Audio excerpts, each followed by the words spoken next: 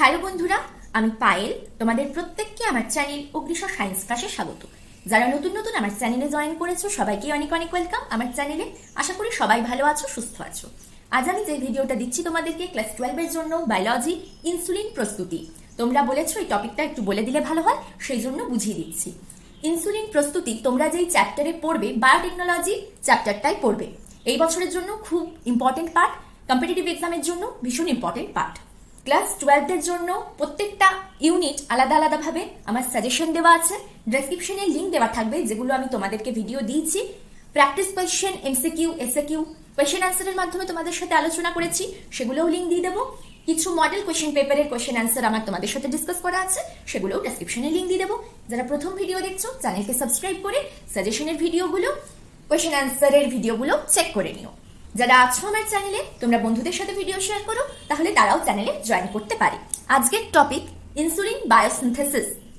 ইনসুলিনটার প্রয়োজন বায়োটেকনোলজিতে কেন এলো, কি করে জিন ক্লোনিং এর মাধ্যমে ইনসুলিনটা মাল্টিপ্লাই করব, সেটা জানার আগে নর্মালি বডিতে ইনসুলিন বায়োসিনথেসিস বা ইনসুলিন প্রস্তুতিটা কিভাবে হচ্ছে সেটা ডিটেলস একটু জানাটা প্রয়োজন রয়েছে। ভিডিওটা দেখার পর, বোঝার পর তোমাদের কাজ যেটা হবে, পেন নিয়ে পেপার নিয়ে কি বুঝলে সেটা কিন্তু লিখে নেবে। আমি বায়োসিনথেসিস গুলো মুছে দেবো একটা করে স্টেপ দেখানোর পর, তোমরা কিন্তু পরপর স্টেপগুলো একটু খাতায় লিখে নেবে। এখন একবার বুঝে পড়ে খাতাতে লিখবে। আমার সাথে যদি লেখো তাহলে তোমরা আবার কালকে কিন্তু নিজে থেকে কি বুঝলে সেটা না দেখে পেন পেপারে একটা রাফ স্কেচ করে নেবে। যখনই পড়াগুলো পড়বে, বুঝে বুঝে পড়বে। বায়োলজি আমরা যতই আলাদা আলাদাভাবে চ্যাপ্টারগুলো পড়ি না কেন, একটার সাথে আরেকটার কিন্তু রিলেশন আছে। সেই জিনিসগুলো, সেই লিঙ্কগুলো যদি করতে পারো, তাহলে কখনোই কনসেপ্টগুলো ভুল হবে না। কনসেপ্ট ক্লিয়ার থাকবে, বেশি দিন জিনিসটা মনে থাকবে, এইচএসেও খুব ভালো নম্বর পাবে। ফার্স্ট অ্যাটেম্পটে নিট ক্র্যাক করা বা যে কোনো কম্পিটিটিভ এক্সামকে ক্র্যাক করার পসিবিলিটিটা বাড়বে। প্রথমেই যখন ইনসুলিন নামটা বলবো, তখন যখন আমরা ইনসুলিন নিয়ে পড়িও নি, জানতামও না, তখনও কিন্তু তোমরা ইনসুলিন কথাটা শুনেছো। কোনো এজেড পার্সনদের কাছে বা কোনো দূরের রিলেটিভদের কারুর blood sugar level, blood glucose লেভেলটা হাই থাকলে অনেকেই ইনসুলিন ইনজেক্ট করে। তো নর্মালি আমরা যখন ইনসুলিনটা নিয়ে পড়িও নি, জানতামও না, ছোটবেলা থেকেই কিন্তু এই জিনিসটা আমরা শুনে এসেছি বা দেখেছি।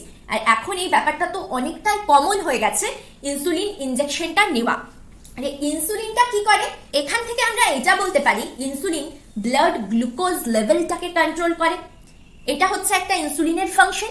সেই ইনসুলিনটা বডির মধ্যে কিভাবে সিনথেসিস হচ্ছে, কিভাবে অ্যাক্টিভ ফর্মটা তৈরি হচ্ছে, এই সব কিছুগুলো আমাদের দেখতে হবে। কেন ইনসুলিনের অ্যাক্টিভ ফর্মটা আমাদের জানা দরকার? যখন আমরা জিন ক্লোনিং করব, কোনো একটা টার্গেট জিনের মাল্টিপ্লিকেশন করব, তাহলে তো সেই জিনটার, একটা টার্গেট জিনটার ডিএনএটার সিকোয়েন্স তো আমাদের জানতে হবে। তবেই তো এই জিনটাকে আমরা জিন ক্লোনিং এর মাধ্যমে মাল্টিপ্লাই করতে পারবো, কাজে লাগাতে পারবো। তার জন্য আমাদের সঠিক ক্রমটা, সঠিক সজ্জাটাকে জানতে হবে। তাই প্রথমে নর্মালি আমাদের বায়োসিনথেসিসটাকে জানতে হবে বডিতে, সেটা কি ফাংশন সেটাকে জানতে হবে। যদি ফাংশন সঠিকভাবে না করে তাহলে কি প্রবলেম হয় সেটাকে জানতে হবে। তারপরে আমরা আসবো জেনেটিক ইঞ্জিনিয়ারিং এর অ্যাপ্লিকেশনে, বায়োটেকনোলজির অ্যাপ্লিকেশনে, কিভাবে জেনেটিক ইঞ্জিনিয়ারিং কে কাজে লাগিয়ে ইনসুলিন আমরা প্রস্তুত করেছি। ইনসুলিন হলো পেপটাইড হরমোন বা প্রোটিন। এবার যখনই আমি প্রোটিন কথা বললাম, এর মানে কি কি রিলেশন আসছে? প্রোটিনটা আমরা পাবো কোথায়? সিনথেসিস হবে কোথা থেকে? জিন থেকে। ডিএনএ এর মধ্যে নির্দিষ্ট লোকাসে যেই সিকোয়েন্সটা প্রোটিন তৈরি করে তাকেই আমরা বলি জিন। ক্রোমোজোম কি, ডিএনএ কি, জিন কি, জিনোম কি, অ্যালিল কি, এই কনসেপ্টগুলো, এই টার্মগুলো আশা করি তোমাদের মনে আছে বা ক্লিয়ার আছে কনসেপ্ট। ক্লাস 10এও কিছুটা পাঠ পড়েছো, 11-12এও তোমরা কিছুটা পাঠ পড়েছো। আরেকটা জিনিস যেটা লাগবে আমার এখানে, সেল। 9 থেকে পড়ে আসছো, সেল নিয়েও আশা করছি সমস্ত কনসেপ্ট, সেল অর্গানালি নিয়ে ক্লিয়ার রয়েছে। ইনসুলিন সিনথেসিস যখন আমি দেখাবো, সেক্ষেত্রে কিন্তু প্রত্যেকটা জিনিসই আমার কাজে লাগবে। ক্রোমোজোমও কাজে লাগবে, জিনও কাজে লাগবে, প্রোটিন তৈরি করছি যার ইউনিট অ্যামিনো অ্যাসিড সম্পর্কে কনসেপ্ট কাজে লাগবে, প্রোটিনটা সিনথেসিস হয় সেলের মধ্যে, তাই সেলের অর্গানেল গুলো আমার কাজে লাগবে। তাহলে প্রত্যেকটা জিনিস সম্পর্কে কনসেপ্ট ক্লিয়ার আছে, এটা আমি কিন্তু ধরে নিলাম। মেইনলি আমি ফোকাস করব শুধুমাত্র ইনসুলিন প্রোডাকশনটার ওপর, বায়োসিনথেসিসটার ওপর। আমি এটাও ধরে নিচ্ছি তোমাদের সেন্ট্রাল ডগমার বিষয়টাও ক্লিয়ার আছে। এইখানে ডিএনএ থেকে ডিএনএ রেপ্লিকেশনটা আমার প্রয়োজন নেই। ডিএনএ থেকে আরএনএ সিনথেসিস হয়, যেটা ট্রান্সক্রিপশনের মাধ্যমে 3টে স্টেপে। আরএনএ থেকে প্রোটিন সিনথেসিস হয়, যেটা ট্রান্সলেশনের মাধ্যমে। প্রোটিন সিনথেসিসটা কিন্তু এক জায়গায় হয় না, অনেকগুলো সেল অর্গানালির মধ্যে হয় প্রসেসিংটা। তাই জন্য সমস্ত ধারণাই কিন্তু আমার লাগবে। যেগুলো বলছি একটু মনে করে নাও, সেগুলো তোমরা মনে করে নাও। বায়োলজি যতই আলাদা আলাদা ভাবে চ্যাপ্টারে আমরা পড়ি না কেন জিনিসগুলো, একটা জিনিসের সাথে একটা কনসেপ্টের সাথে আরেকটা কনসেপ্টের কিন্তু লিঙ্ক আছে। সেই লিঙ্কগুলো দিয়ে যদি তোমরা বুঝে বুঝে পড়ো, তাহলে কিন্তু তোমাদের জিনিসগুলো খুব ভালোভাবে মনে থাকবে। প্রোটিন সম্পর্কে যদি কিছু বলো, অ্যামিনো অ্যাসিড দিয়ে গঠিত হয়। অ্যামিনো অ্যাসিড গুলো কি বন্ড করে? পেপটাইড বন্ড করে। অ্যামিনো অ্যাসিডের জেনারেল স্ট্রাকচার যদি দেখাই আমি, একদিকে COH থাকে, একদিকে NH2 গ্রুপ থাকে, একদিকে H গ্রুপ থাকে, একদিকে R গ্রুপ থাকে। এই R গ্রুপটা H হতে পারে বা অন্যান্য বড় বড় গ্রুপও হতে পারে। যখন R গ্রুপটা H হয়ে যাবে গ্লাইসিন, বাকি CH3 গ্রুপ হতে পারে। যখন যখন R গ্রুপটা চেঞ্জ হবে, অ্যামিনো অ্যাসিড গুলোর নামগুলো চেঞ্জ হবে। কিভাবে পেপটাইড বন্ড ফর্ম করে?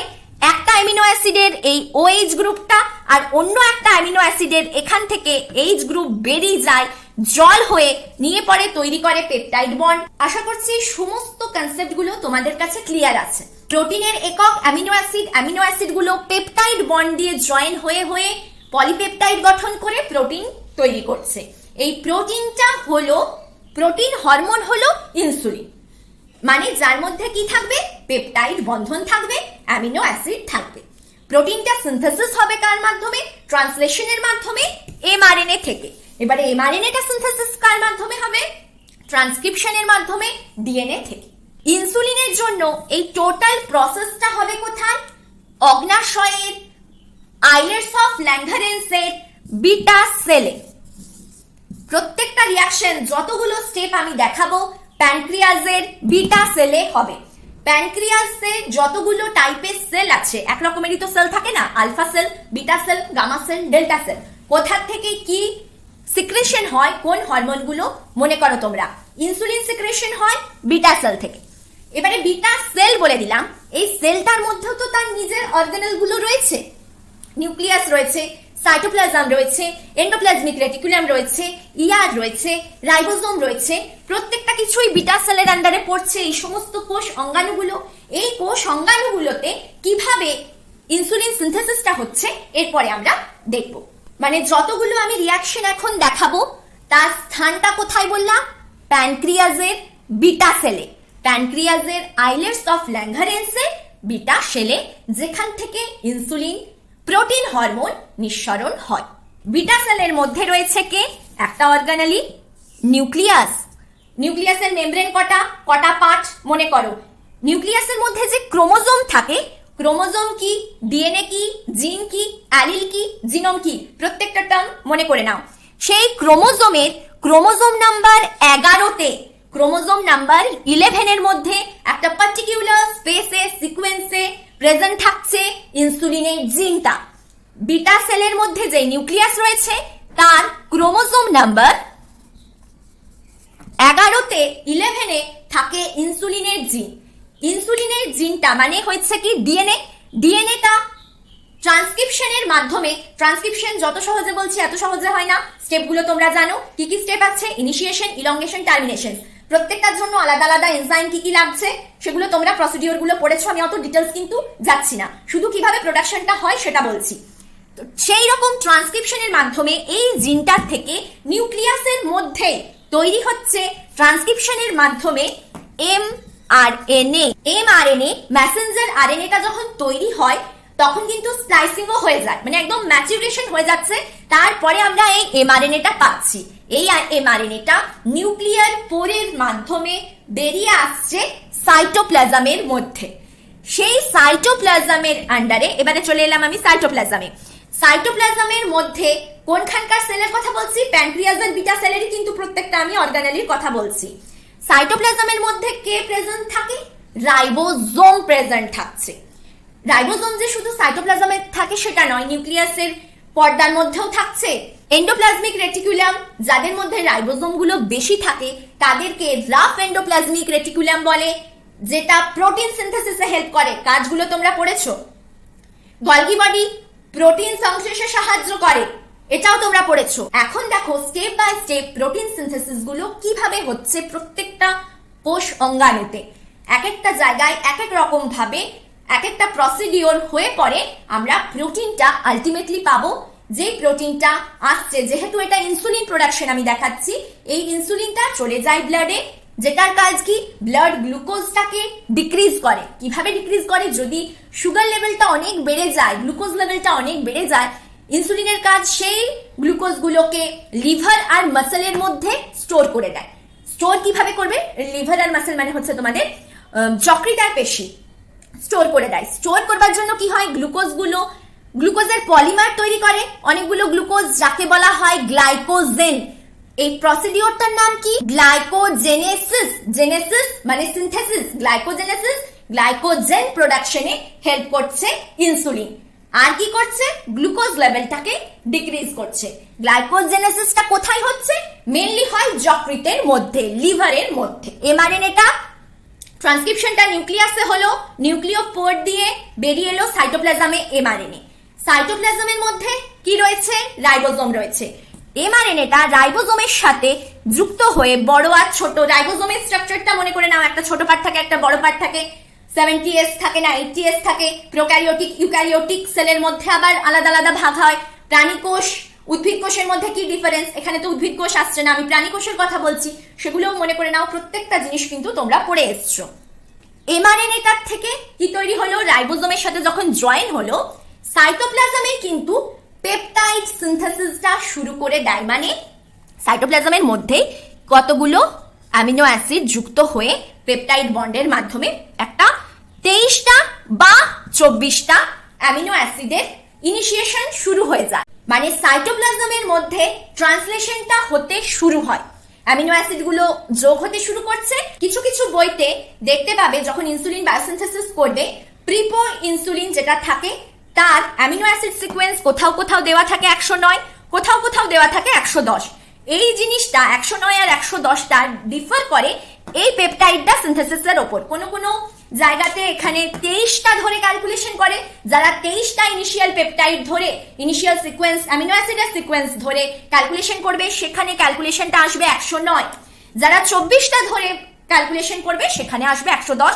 তো এই ইনিশিয়াল পেপটাইডটা নিয়ে আমাদের অত মাথা ঘামানোর দরকার নেই। যদিও এই ইনিশিয়াল অ্যামিনো অ্যাসিড সিকোয়েন্সটা প্রয়োজন হয় ইনসুলিন প্রোডাকশনের ক্ষেত্রে, ইনসুলিন সিনথেসিসের ক্ষেত্রে, কারণ আমার তো ট্রান্সলেশন শুরু হয়ে গেছে, প্রোটিন সিনথেসিসটা তো শুরু হয়ে গেছে, অ্যামিনো অ্যাসিড গুলো যুক্ত হতে শুরু হয়ে গেছে।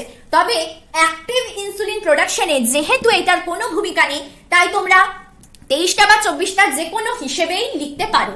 যদি 24 ধরো, সিকোয়েন্স নাম্বার চলে আসবে 110 অ্যামিনো অ্যাসিডের টোটাল, যেটা করে সিনথেসিস। তারপরে আস্তে আস্তে কাট হয়, সেটা আমি বলছি প্রসেসিংটা বলতে বলতে। আর যদি 23টা ধরে করো আসবে 109টা। তো আমি 110 মানে 24টা ধরে তোমাদের ক্যালকুলেশনটা দেখিয়ে দিচ্ছি। যদি 109 ধরেও করো তাহলে তোমরা এখানে 23 ধরে ক্যালকুলেশনটা করবে। সাইটোপ্লাজমের মধ্যে এই যে অ্যামিনো অ্যাসিড সিকোয়েন্সটা হলো, 24টা অ্যামিনো অ্যাসিড এখানে যুক্ত হলো। এই 24টা অ্যামিনো অ্যাসিড গুলো হলো হাইড্রোফোবিক। হাইড্রোফোবিক এ লিখলাম অ্যামিনো অ্যাসিড, 24টা amino acid hydrophobic amino acid. এবারে যে 20টা এসেন্সিয়াল অ্যামিনো অ্যাসিড সম্পর্কে তোমরা পড়েছো, তার মধ্যে হাইড্রোফোবিক অ্যামিনো অ্যাসিড কোনগুলো, অ্যাসিডিক নেচারের অ্যামিনো অ্যাসিড কোনগুলো, বেসিক নেচারের অ্যামিনো অ্যাসিড কোনগুলো, স্ট্রাকচার কি, সেই স্ট্রাকচারটা দিয়ে 12-এ হয়তো কোয়েশ্চেন তোমাদের জিজ্ঞেস করবে না, মানে গ্রুপগুলো আর গ্রুপগুলো, কিন্তু যেগুলো জিজ্ঞেস করবে, যেগুলো তোমাদের কথাগুলো, আইডিয়াগুলো, কনসেপ্টগুলোকে ক্লিয়ার রাখতে হবে, এইগুলো একটু তোমরা দেখে রাখবে। বেসিক অ্যামিনো অ্যাসিড মানে আম্লিক অ্যামিনো অ্যাসিড গুলো কি, ক্ষারীয় অ্যামিনো অ্যাসিড গুলো কি, নিউট্রাল অ্যামিনো অ্যাসিড গুলো কি কি, কোনটার মধ্যে পজিটিভ চার্জ নিয়ে থাকে, কোনটার নেগেটিভ চার্জ নিয়ে থাকে, এগুলো তোমাদের কিন্তু ভাগগুলো, তার এক্সাম্পল গুলো পড়বে। কম্পিটিটিভ এক্সামে দিয়ে দিল এদের মধ্যে কোন জোটটা অ্যাসিডিক অ্যামিনো অ্যাসিডের সঠিক জোড় লেখো, বা বেসিক অ্যামিনো অ্যাসিডের সঠিক জোড় লেখো, বা নিউট্রন অ্যামিনো অ্যাসিডের সঠিক জোড় লেখো। এই টাইপের কোয়েশ্চেন কিন্তু জিজ্ঞেস করে। যতগুলো কোয়েশ্চেন বললাম সেগুলোর এক্সাম্পল গুলো তোমরা মনে করে নাও অ্যামিনো অ্যাসিডের।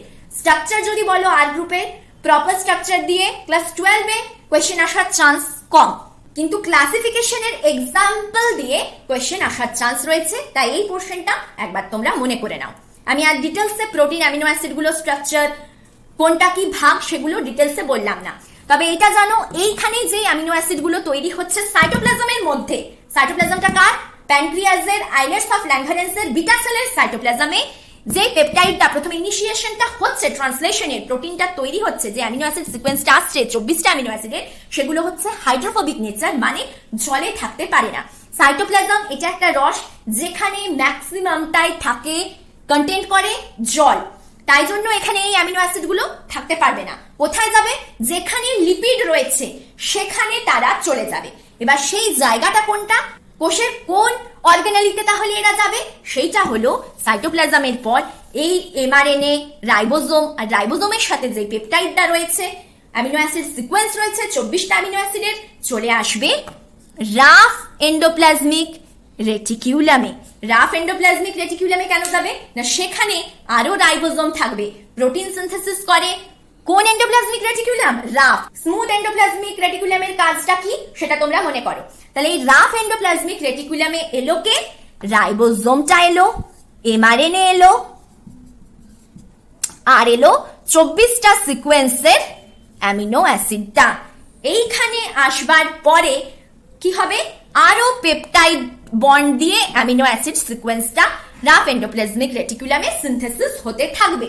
সিনথেসিস হতে থাকবে মানে কি? তাদের প্রসিডিওর চলছে, ইনিশিয়েশন, ইলংগেশন, টার্মিনেশন। এই টোটাল প্রসেসটার জন্য কিন্তু, ট্রান্সলেশনের প্রসেসটার জন্য যত এনজাইম লাগবে, যা যা লাগবে, সেগুলোরও ফাংশন কিন্তু হচ্ছে।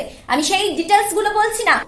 এবারে কি হচ্ছে এখানে? এবার ট্রান্সলেশন প্রসিডিওরটা রাফ এন্ডোপ্লাজমিক রেটিকুলামে ইলংগেশনটা চলছে।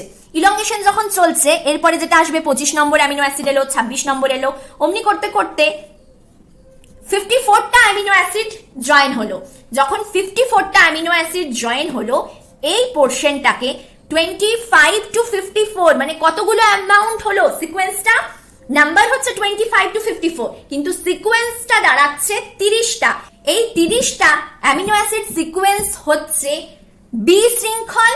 এর নাম দেওয়া হলো বি শৃঙ্খল, বি চেন বা বি পেপটাইড। এটা প্রথমে 24টা, এটা ইনিশিয়েশন বা ইনিশিয়াল পেপটাইড, তারপরে 25 to 54 টোটাল, এটা নাম্বার বললাম। তাহলে 25 to 54 পর্যন্ত যে নাম্বারটা হয় 30টা অ্যামিনো অ্যাসিডের সিকোয়েন্স, এইটাকে বলা হয় 30টা অ্যামিনো অ্যাসিডের সিকোয়েন্সকে বি শৃঙ্খল বা বি পেপটাইড বা বি চেন। আরো এটা ইলংগেশন হচ্ছে 55 to 89 অ্যামিনো অ্যাসিড গুলো জয়েন হচ্ছে। 89 এই যে অ্যামিনো অ্যাসিড সিকোয়েন্সটা রয়েছে, 35টা অ্যামিনো অ্যাসিড সিকোয়েন্স রয়েছে, এইটার নাম হয়ে গেল সি চেন, সি পেপটাইড বা সি শৃঙ্খল। সি শৃঙ্খল, সি এবিসি, ক্যাপিটাল সি শৃঙ্খল, সি পেপটাইড, সি চেন, 35টা হয়ে গেল। তারপরে 90 নাম্বার অ্যামিনো অ্যাসিড থেকে 110 পর্যন্ত যেই 21টা অ্যামিনো অ্যাসিড সিকোয়েন্স, 21টা অ্যামিনো অ্যাসিডের সিকোয়েন্স থাকলো, সেটাকে বলা হলো এ শৃঙ্খল, এ পেপটাইড বা এ চেন। রাফ এন্ডোপ্লাজমিক রেটিকিউলামের মধ্যে 110টা অ্যামিনো অ্যাসিড সিকোয়েন্সের একটা পলিপেপটাইড আমরা পেয়ে গেলাম। বোঝা গেল?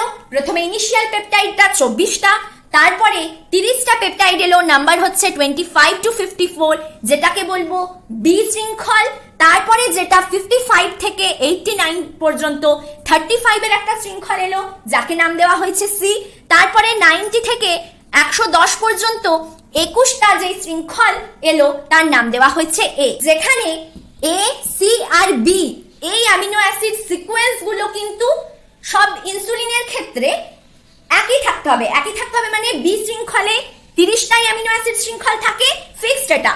এ শৃঙ্খলে 21টাই অ্যামিনো অ্যাসিড থাকবে। এদের মধ্যে আবার এই যে শৃঙ্খলটা রয়েছে, এদের মধ্যে অ্যামিনো অ্যাসিড থাকছে 16 অ্যামিনো অ্যাসিড, যার মধ্যে থায়ল গ্রুপ, এসএইচ গ্রুপ থাকে। এই দুটো সিস্টিন অ্যামিনো অ্যাসিড পাশাপাশি যখন থাকে সেক্ষেত্রে তারা ডাইসালফাইড বন্ড গঠন করে নেয়। এই যে এতগুলো অ্যামিনো অ্যাসিড রয়েছে সেখানে সিস্টিন অ্যামিনো অ্যাসিডেরও প্রেজেন্স রয়েছে। সিস্টিন অ্যামিনো অ্যাসিড তার মধ্যে রয়েছে থায়ল গ্রুপ, এসএইচ গ্রুপ, যেটা একসঙ্গে থাকার সময় এইচ গুলো বার হয়ে যায়, এইচ বেরিয়ে পড়ে, নিজেরা বন্ড করে নেয় ডাইসালফাইড বন্ধন যাকে বলা হয়। এরকমই যেই ইনসুলিন পেপটাইডের শৃঙ্খলটা রয়েছে সেই শৃঙ্খলের মধ্যে তিনটে ডাইসালফাইড বন্ড আমরা দেখতে পাবো, তিনটে ডাইসালফাইড বন্ড থাকে। এবারে এই 110টা অ্যামিনো অ্যাসিডের সিকোয়েন্স যেটা আমরা পেলাম, এটা আমি একটু মুছছি। তাহলে ইআর এর মধ্যে আমরা 110টা অ্যামিনো অ্যাসিডের সিকোয়েন্সে একটা পেপটাইড পেলাম। এই 110টা অ্যামিনো অ্যাসিড সিকোয়েন্সের যে পেপটাইডটা রয়েছে, এই টোটাল পেপটাইডের নাম, ইনসুলিনেরই তো এটা পেপটাইড, বলা হয় প্রি প্রো ইনসুলিন। এইটাকে নাম কি দেওয়া হলো? 110টাকে প্রি প্রো ইনসুলিন। এখানে তোমাদের বইয়ের সাথে একটা ডিফারেন্স তোমরা পাবে। অনেক সময় অনেক বইতে একটা মিস্টেক করা থাকে, প্রো ইনসুলিনের অ্যামিনো অ্যাসিড সিকোয়েন্স দিয়ে দেয় 110, যেটা কিন্তু ভুল দেওয়া থাকে। প্রি প্রো ইনসুলিনটা প্রথমে রাফ এন্ডোপ্লাজমিক রেটিকুলামে সিনথেসিস হয়ে সেখান থেকে প্রো ইনসুলিন সিনথেসিস হয়। আর প্রো ইনসুলিন সিনথেসিস যখন হয় তার মধ্যে এ বি আর সি সেই শৃঙ্খলগুলো থাকে, ইনিশিয়াল পেপটাইডের শৃঙ্খলটা কিন্তু থাকে না। যখন ইনিশিয়াল পেপটাইড শৃঙ্খলটা কেটে বাদ হয়ে যায় তখন তৈরি হয় প্রো ইনসুলিন। আর প্রো ইনসুলিনের তাহলে অ্যামিনো অ্যাসিড সিকোয়েন্স কখনোই 109 দিয়ে যদি করে 109 বা 110 হবে না। সেই টোটাল যেই সিনথেসিসটা হলো তার নাম প্রি প্রো ইনসুলিন, যার amino acid sequence 110 amino acid দিয়ে আমি দেখিয়েছি। অনেক বইয়ে থাকতে পারে 109 অ্যামিনো অ্যাসিড, যেখানে ইনিশিয়েশন পেপটাইডটা 23 দিয়ে ক্যালকুলেশন হবে। কিন্তু এ শৃঙ্খল, বি শৃঙ্খল, সি শৃঙ্খলের অ্যামিনো অ্যাসিড সিকোয়েন্সের কোনো চেঞ্জ হয় না। ক্যালকুলেশনটার পার্থক্যটা কোথায় হয়ে যায়? ইনিশিয়েশন পেপটাইডের ক্ষেত্রে এ শৃঙ্খল, বি শৃঙ্খল, সি শৃঙ্খলের অ্যামিনো অ্যাসিড সিকোয়েন্সটা কিন্তু ফিক্সড থাকে। সেটা কেমন হয়? এর জন্য হয়ে যায় 21টা, বি এর জন্য হয়ে যায় 30টা, সি এর জন্য হয়ে যায় 35টা। এই সিকোয়েন্স গুলো কিন্তু ফিক্স। কাটিংটা যেখানে হয় ইনিশিয়াল পেপটাইডের, সেই সিকোয়েন্সটা কিছু ক্ষেত্রে 24 দিয়ে ক্যালকুলেশন করে। যদি 24 দিয়ে করে তখন প্রি প্রো ইনসুলিনের অ্যামিনো অ্যাসিড সিকোয়েন্স হবে 110। যদি 23 দিয়ে ক্যালকুলেশন করে তখন প্রি প্রো ইনসুলিনের অ্যামিনো অ্যাসিডের সিকোয়েন্স হয়ে যাবে 109। বোঝা গেল? এতক্ষণ পর্যন্ত এই প্রি প্রো ইনসুলিন যেটা সিনথেসিস হলো সেটা কিন্তু রয়েছে কোথায়?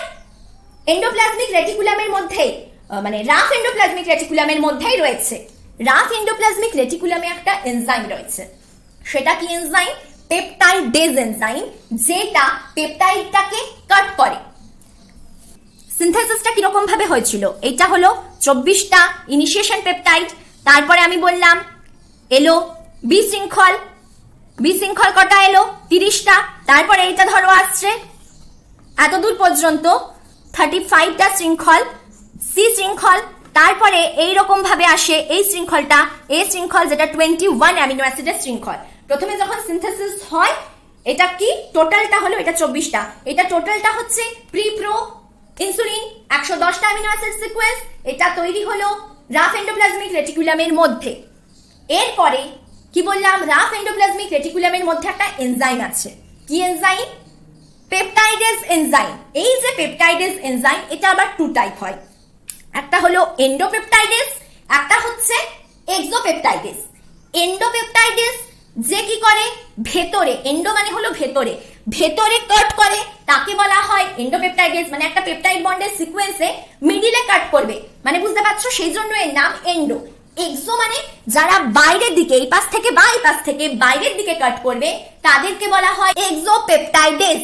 রাফ এন্ডোপ্লাজমিক রেটিকুলামের মধ্যে যেটা থাকে সেটা হলো এক্সোপেপটাইডেজ, যেটা ইনিশিয়াল পেপটাইড 24টা অ্যামিনো অ্যাসিড সিকোয়েন্সকে কেটে বাদ দিয়ে দেয়, নিয়ে প্রি প্রো ইনসুলিন থেকে কনভার্ট হয়ে যায়, এটা বেরিয়ে যায়। বেরিয়ে পড়ে এই যে ইনসুলিনটা এবার রইল সিকোয়েন্সটা, একে আমরা বলবো প্রো ইনসুলিন। এখনো কিন্তু এটা অ্যাক্টিভ ইনসুলিন নয়। এন্ডোপ্লাজমিক রেটিকুলামে কি কি সিনথেসিস হচ্ছে? ইলংগেশনের ফলে আমরা প্রিপ্রো ইনসুলিন পেলাম। এন্ডোপ্লাজমিক রেটিকুলামের মধ্যে এক্সোপেপটাইডেজের জন্য ইনিশিয়েশন পেপটাইড বন্ডটা কেটে প্রো ইনসুলিন তৈরি হয়ে যাচ্ছে। আর আমি একটা জিনিস বললাম, এই সিকোয়েন্সের মধ্যে যেখানে যেখানে সিস্টিন থাকে, দুটো সিস্টিন পাশাপাশি বন্ড করে নেয় ডাইসালফাইড বন্ড, সেরকমই এইখানে প্রো ইনসুলিনে দেখতে পাবো আমরা তিনটে ডাইসালফাইড বন্ড, মানে এস এস এমনি বন্ড, যেটা দুটো থাকছে এর মধ্যে। এ সিকোয়েন্স যেটা রয়েছে, এ সিকোয়েন্সের মধ্যে এই জায়গাটাই একটা থাকে, আর দুটো ডাইসালফাইড বন্ড থাকে এ আর বি এর মধ্যেখানে। এইরকম ভাবে ডাইসালফাইড বন্ড থাকছে। এ আর বি এর মধ্যে দুটো ডাইসালফাইড বন্ড থাকে, আর এ শৃঙ্খলের মধ্যে নিজেদের মধ্যে একটা ডাইসালফাইড বন্ড থাকে। টোটাল প্রো ইনসুলিনের মধ্যে তিনটে ডাইসালফাইড বন্ড থাকে, অ্যাক্টিভ ইনসুলিনের মধ্যেও তিনটে ডাইসালফাইড বন্ড থাকে। তাহলে কোথায় কোথায় ডাইসালফাইড বন্ড সিস্টিন থাকে সেগুলো আমরা দেখতে পারলাম, বুঝতে পারলাম। প্রিপ্রো ইনসুলিন থেকে প্রো ইনসুলিন প্রোডাকশনটা হলো এখনো পর্যন্ত এন্ডোপ্লাজমিক রেটিকুলামের মধ্যে, যেটা অমসৃণ বা রাফ এন্ডোপ্লাজমিক রেটিকুলাম। এতটা পর্যন্ত আশা করি বোঝা গেল যে এনজাইমটা থাকে পেপটাইডেজ, সেটা কি এক্সোপেপটাইডেজ বলে বাইরে ইনিশিয়াল পেপটাইডটাকে কাট করলো। ঠিক এবারে এই যে ফর্মটা রয়েছে, যখন প্রো ইনসুলিন তৈরি হয়ে যায়, এন্ডোপ্লাজমিক রেটিকুলামের ওয়ালে একটা ভেসিকল তৈরি হয়ে যায়। নিয়ে পরে সেই ভেসিকলটা এন্ডোপ্লাজমিক রেটিকুলাম থেকে কেটে বাদ চলে আসে এই স্ট্রাকচারটাকে নিয়ে সেটা কোথায় চলে যায়? নেক্সট অর্গানালি, নেক্সট কোষ সংজ্ঞাণু গলগি বডিতে প্রো ইনসুলিনটা এসে চলে যাচ্ছে। যেহেতু প্রো ইনসুলিনটা গলগি বডিতে আসছে, গলগি বডিতেও প্রসেসিং হবে। সেখানে কি থাকে? গলগি বডির মধ্যে যেই এনজাইমটা থাকে সেটা এন্ডোপেপটাইডেজ, মানে ভেতরে কাটিং এর পেপটাইডেজ থাকে, যেই পোর্শনটা এই 35টা অ্যামিনো অ্যাসিড সিকোয়েন্সের সি শৃঙ্খলটাকে কেটে বাদ দিয়ে দেয়। ঠিক আছে, এই 35টা যেটা ছিল সে পেপটাইড কেটে বাদ দিয়ে সেটা গলগি বডির মধ্যে এই সি শৃঙ্খলটা আলাদা হয়ে যায়। কোন এনজাইমের জন্য? পেপটাইড বন্ডকে কাটছে, মানে পেপটাইডেজ এনজাইম। আর এই এনজাইমটা হলো এন্ডোপেপটাইডেজ এনজাইম, যেগুলো কি করলো? কাট করে দিল। এবার এ আর বি কে কেন কাট করতে পারলো না? তারা নিজেদের মধ্যে তো ডাইসালফাইড বন্ড করে রয়েছে, এ আর বি এর মধ্যে দুটো রয়েছে, আর এ যেটা রয়েছে এ শৃঙ্খলেও আবার একটা, এখানে একটু আমি বড় করে দেখিয়ে দিই, এখানেও বলছে এরকম ডাইসালফাইড বন্ড এদের মধ্যেও রয়েছে একটা। টোটাল তিনটে ডাইসালফাইড বন্ড এই এ বি শৃঙ্খলের মধ্যে রয়েছে। এ বি এই শৃঙ্খলটাই হলো ইনসুলিন, যেটা অ্যাক্টিভ ইনসুলিন। তাই অ্যাক্টিভ প্রোটিন হরমোন ইনসুলিনের মধ্যে দুটো পেপটাইড বন্ড বা দুটো শৃঙ্খল পাবো। একটা হলো এ, যেখানে অ্যামিনো অ্যাসিড সিকোয়েন্স 21টা, একটা হলো বি, যেখানে অ্যামিনো অ্যাসিড সিকোয়েন্স 30টা। গলগি বডির মধ্যে সি পেপটাইডটাও থাকছে, যেহেতু ওখান থেকে কেটে বাদ হয়ে গেছে, সেটা গলগি বডির মধ্যে এই পেপটাইডটা রয়ে যায়। কাট হচ্ছে কেন সি পেপটাইডটা? কারণ কি এর মধ্যে কোনো বন্ডিং ছিল না, কোনো ডাইসালফাইড বন্ড একে এই দুটো শৃঙ্খলের সঙ্গে যোগ করবার মতন কোনো স্ট্রং বন্ড ছিল না। কিন্তু এদের মধ্যে যেহেতু স্ট্রং বন্ড ছিল, এগুলো কাট করলো না, এন্ডোপেপটাইডেজটা শুধু সিটাকে কেটে বাদ দিয়ে দিল। আর এই যে ফর্মটা হলো প্রো ইনসুলিন থেকে এবি শৃঙ্খলটা, সি পেপটাইড যখন আলাদা হয়ে গেল, এই এবি শৃঙ্খলটা আমাদের হয়ে গেল অ্যাক্টিভ ইনসুলিন, যেটা তৈরি হলো গলগি বডিতে এসে। বোঝা গেল? তাহলে অ্যাক্টিভ ইনসুলিনের মধ্যে কি কি শৃঙ্খল আমরা পাবো? যেটা গলগি বডিতে তৈরি হলো, রইল 30টা অ্যামিনো অ্যাসিডের বি শৃঙ্খল, 21টা অ্যামিনো অ্যাসিডের এ শৃঙ্খল, এদের মধ্যে ডাইসালফাইড বন্ড, এগুলো এস, দুটো এস কিন্তু বন্ধনটা এরকম করে হয় ডাইসালফাইড বন্ড, আর শুধু এর মধ্যেও একটা ডাইসালফাইড বন্ড। তিনটে ডাইসালফাইড বন্ড রয়েছে, এ আর বি এর মধ্যে দুটো ডাইসালফাইড বন্ড রয়েছে। এইটা হলো অ্যাক্টিভ ইনসুলিন, যেখানে টোটাল অ্যাক্টিভ ইনসুলিনের সিকোয়েন্স যদি বলো 51, কেন 51? 21 প্লাস 30, 51 অ্যামিনো অ্যাসিডের সিকোয়েন্সটা হলো অ্যাক্টিভ ইনসুলিন সিকোয়েন্স। এটা গলগি বডিতেই তৈরি হলো, গলগি বডিতেই অ্যাক্টিভ ইনসুলিনটা পেলাম। এবারে এই অ্যাক্টিভ ইনসুলিন যেটা রয়েছে, সেটা গলগি বডির মধ্যে জিঙ্ক মেটালটা থাকে, জিঙ্কটা থাকছে Zn+2 আয়ন হিসেবে। +2 মানে এটা কি আয়ন? পজিটিভ চার্জ ক্যাটায়ন হিসেবে থাকে। এই জিঙ্কটা ইনসুলিনের সঙ্গে যুক্ত হয়ে ক্রিস্টাল ফরম্যাট তৈরি করে দেয়, আর ইনসুলিনটাকে স্টেবল করতেও জিঙ্কগুলো সাহায্য করে। অনেক সময় দেয় দেখবে ইনসুলিন হরমোনের মধ্যে আমরা কোন মৌলটা পাবো, সেটা হবে জিঙ্ক মৌল বা জিঙ্ক খনিজ মৌলটা প্রেজেন্ট থাকছে ক্যাটায়ন হিসেবে Zn+2 হিসেবে। জিঙ্ক মেটাল যেটা রয়েছে কাজ হলো ইনসুলিনটাকে স্টেবল করা, অ্যাক্টিভ ফর্ম যেটা রয়েছে তাকে স্টেবল রাখা হলো জিঙ্ক আয়নের কাজ। Zn+2 এখানে দুটো জিঙ্ক আয়ন থাকে, যার বাইরে ইনসুলিন 6টা থাকে। এইভাবে 6টা ইনসুলিন যুক্ত থাকে, এরকম একটা স্ট্রাকচার গলগি বডিতে থাকছে। প্লাস এই ইনসুলিন গুলো থেকে সি পেপটাইড যেগুলো কেটে গেছে সেগুলো থাকছে। এই যে অ্যাক্টিভ ইনসুলিন এর মধ্যে দুটো শৃঙ্খল থাকছে, কোনগুলো? একটা বি একটা এ, বি 30টা, এ 21টা, মানে 51 অ্যামিনো অ্যাসিড শৃঙ্খল প্রত্যেকটাতেই রয়েছে। এইটা হয়ে গেল অ্যাক্টিভ ফর্ম। জিঙ্ক গুলো কি করছে? এই ইনসুলিন গুলোকে স্টেবল রাখতে সাহায্য করছে। গলগি বডিতে যখন এই স্ট্রাকচারটা তৈরি হলো, এই স্ট্রাকচারটাকে বলা হয় ইনসুলিন হেক্সামার জিঙ্ক। 6টা ইনসুলিন রয়েছে বলে হেক্সামার, অ্যাক্টিভ ইনসুলিনের হেক্সামার বলে ইনসুলিন হেক্সামার জিঙ্ক। এই স্ট্রাকচারটা গলগি বডিও তখন কি করে, যখন তৈরি হয়ে যায়, যখন প্রয়োজন হয় একটা আলাদা আবার ভেসিকল করে রেখে দিচ্ছে, যখন প্রয়োজন হবে রক্তের মধ্যে দিয়ে দিচ্ছে। প্রয়োজনটা কখন হয়? বিটা সেলটা কখন অ্যাক্টিভেট হয়ে ইনসুলিন সিক্রেশন করে? যখন ব্লাডে গ্লুকোজ লেভেলটা বেড়ে যাচ্ছে, তখন এই ঘটনাটা হচ্ছে প্যানক্রিয়াসের আইলেটস অফ ল্যাঙ্গারেন্সের বিটা সেলের মধ্যে। নিয়ে গলগি বডির থেকে ভেসিকলটা ভেঙে এই স্ট্রাকচারটা চলে আসছে ব্লাডের মধ্যে। ব্লাডে এসে ইনসুলিন গুলো গ্লুকোজ লেভেলটাকে কমাচ্ছে, জমা করছে কোথায়? লিভার আর মাসলে। লিভারের মধ্যে কোন রিঅ্যাকশনটা শুরু করে দিচ্ছে? গ্লাইকোজেনেসিস। গ্লুকোজ গুলো পলিমার তৈরি করে গ্লাইকোজেনেসিস করে স্টোর থাকছে লিভারের মধ্যে, যেটা করছে অ্যাক্টিভ ইনসুলিন। অ্যাক্টিভ ইনসুলিনের মধ্যে কতগুলো অ্যামিনো অ্যাসিড সিকোয়েন্স রয়েছে? 51টা। এতে কতগুলো শৃঙ্খল রয়েছে? 21টা। বিতে কতগুলো শৃঙ্খল রয়েছে? 30টা। বারবার এতবার করে এগুলো বলছি এই জন্যই, প্রত্যেকটা শৃঙ্খল আলাদা আলাদা ভাবে কিন্তু কম্পিটিটিভ এক্সামে তোমাদের জিজ্ঞেস করে বলে আমি অনেকবার করে শৃঙ্খলগুলো তোমাদেরকে মনে করিয়ে দিচ্ছি। কেন ইনসুলিনটা বাইরে প্রোডাকশন করাটা প্রয়োজন হয়ে গেল? বায়োটেকনোলজির অ্যাপ্লিকেশনে ইনসুলিন, হিউম্যান ইনসুলিন আমরা কেন তৈরি করলাম ছোটভাবে বলে রাখি, বাকি ডিটেলসটা আমি সেপারেট ভিডিওতে বলবো। টার্গেট জিনের জন্য এ আর বি সিকোয়েন্স আমরা পেয়ে গেলাম, অ্যামিনো অ্যাসিড গুলো কি কি সেগুলো পেয়ে গেলাম মানে হিউম্যান ইনসুলিনটাকে এবার এক্সট্রাক্ট করতে হবে। সেই এক্সট্রাকশন কাজটা করেছিলেন বেন্টিন, তার সাথে অনেকজন ছিল। এই যে হিউম্যান ইনসুলিনটা এক্সট্রাক্ট করেছিলেন তার জন্য নোবেল প্রাইজও দেওয়া হয়েছিল বেন্টিং আর ম্যাকলয়েডকে।